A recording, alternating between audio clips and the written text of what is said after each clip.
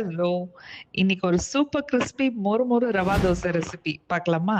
ஹோட்டல்ல கிடைக்கிற மாதிரி வீட்லயே செய்யலாம் வாங்க. முதல்ல ரவா தோசைக்கான மாவு ரெடி பண்ணிக்கலாம். இதுக்கு ரவை 1/2 கப், அரிசி மாவு 1/2 கப், மைதா 1/4 கப், புளிப்பு இல்லாத தயிர் ஒரு 1/2 கப்.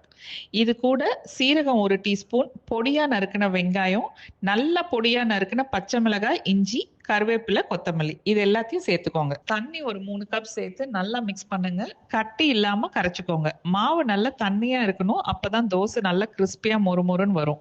இந்த மாதிரி பாருங்க. இந்த பதத்துல இருக்கணும். இது கூட உப்பு 1 டீஸ்பூன் சேர்த்து கொஞ்ச நேரம் ஊற விடுங்க. இப்ப தோசை ஊத்தும் போது மாவோட கன்சிஸ்டன்சியை திரும்ப ஒரு தடவை செக் பண்ணுங்க. தேவைன்னா ஒரு 1/4 கப் தண்ணி சேர்த்துக்கோங்க. தோசைக்கல் நல்லா சூடானதும் இந்த மாதிரி மாவை வெளியில இருந்து உள்ள வர மாதிரி ஊத்துங்க.